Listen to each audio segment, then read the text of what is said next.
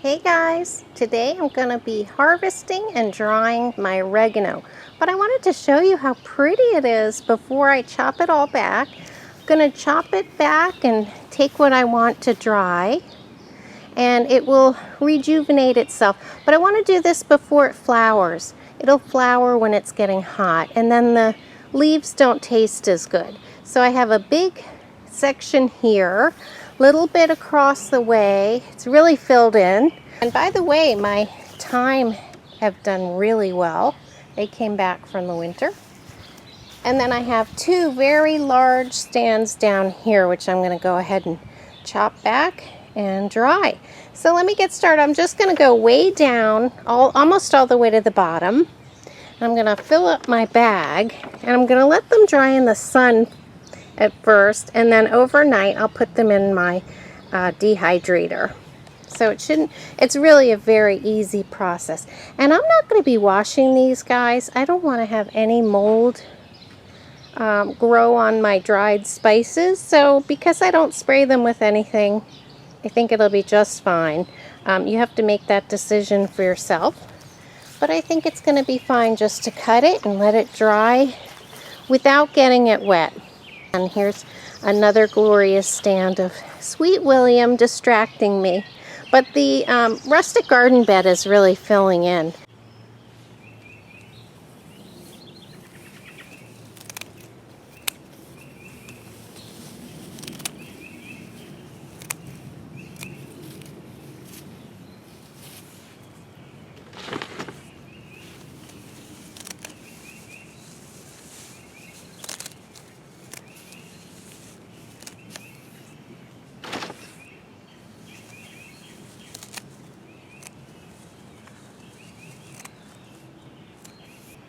I wish you were here to smell this. It smells so good.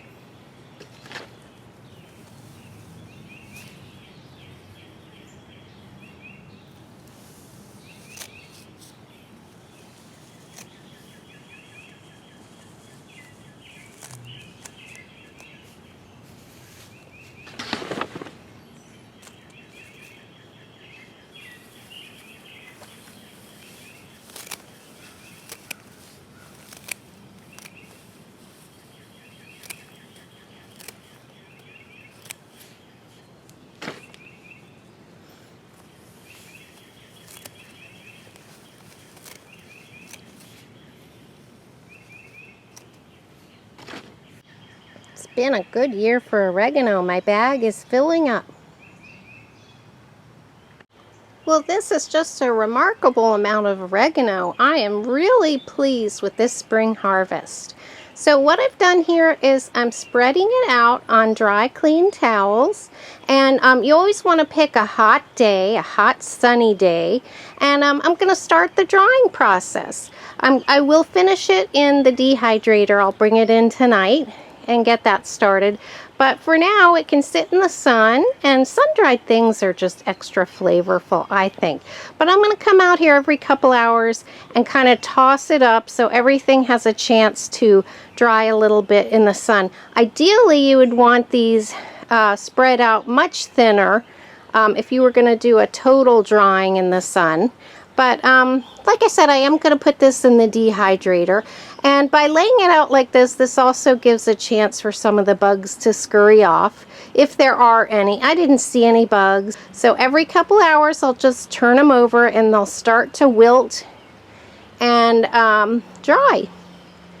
So that is really exciting, guys. This is going to provide my family and I oregano for probably a couple of years. I'll give some to my kids, some to my friends, but I am delighted at this harvest. And who knows, I might be able to do a second harvest at some point, because like I said, those plants will flush out again and be full.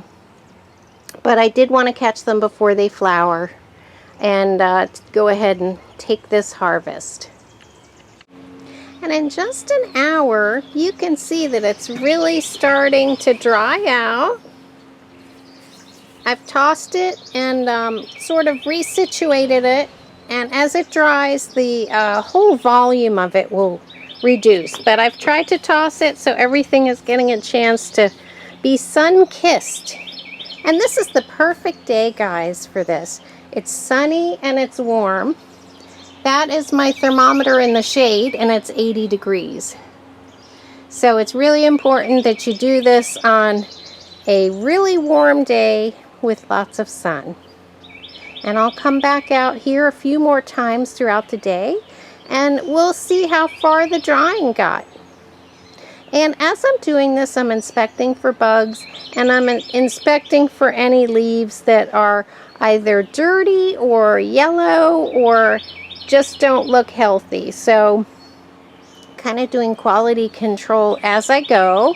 And you can do that in every stage of the process, as you're spreading it out, as you're fluffing it, and also as you're putting it into the dehydrator.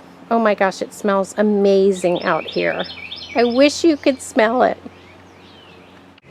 It is now 6 o'clock, and I've been turning this every now and then, and the sun has done a good job starting it off to crisp it. Kind of crunchy, but there's still a lot of moisture in it. But as you can see, it has really reduced as the moisture has evaporated out of it. So now that the sun is going down, I'm going to put it inside in my dehydrator. And because it is reduced, I think I'll be able to fit it all in one go. I fit it all into my Cosori dehydrator, and as you can see, I just spread it out amongst the shelves, and I set it at 125 for 8 hours. And if I open it up and it needs some more time, I can always add it later on. But that should do it. That should dry it very nicely, and I'll show you what it looks like tomorrow. It's the next day, and this food dehydrator has been running for 8 hours. So let's see what we've got here. It looks like it'll be enough. Seems very dry. So let me pull out a rack. Now this is the part where I usually get it all over the place. Let me test it. It seems dry to me. Now I forgot to mention, I put my oregano in, all of my herbs actually, in the dehydrator with their stems, and then I just use my hands to kind of remove it. Let's put some of this over here and see how we did. I just put it into a tray. Oh, it feels very dry to me. Some of the leaves have gotten darker. Let me put that in there. It's hard to do it with one hand, guys.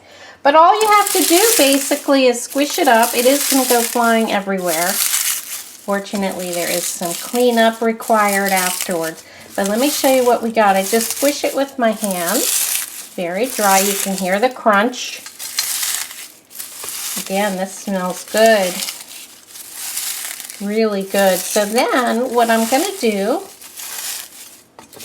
and the stems might break, but you'll still be able to pull them out because you really, I suppose some people may eat them, but I like to just have the leaves in my spice jars. I don't want anybody to have anything woody in their Italian food. Look how beautiful that looks. Oh my gosh, it smells really good.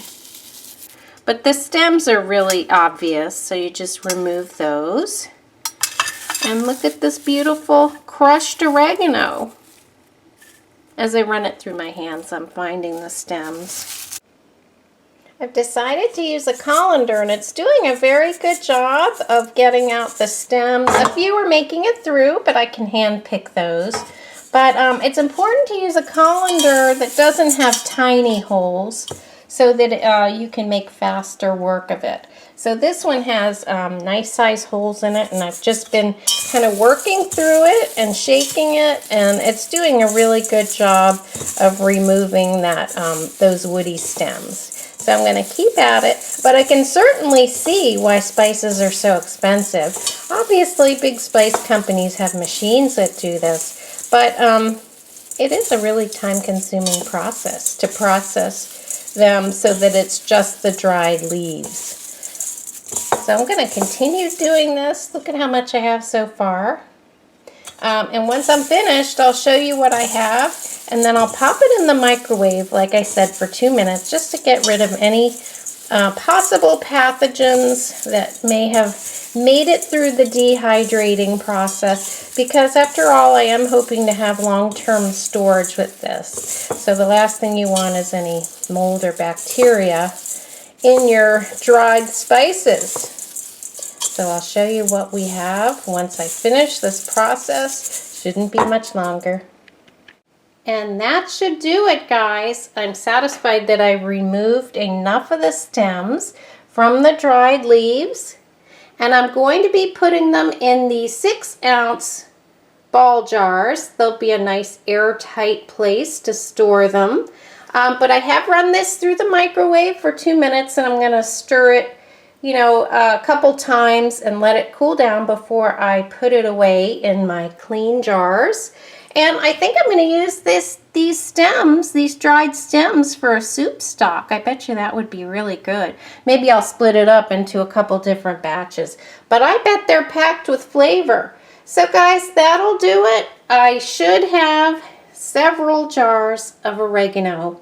I'm going to share it with my kids. And look at that. Organic homegrown oregano, and I'm sure that I'll have later harvests in the season. The plant that I cut back, all the plants will flush back out with more oregano. So thanks so much for watching, and I'll see you next time. I hope you have this in your garden.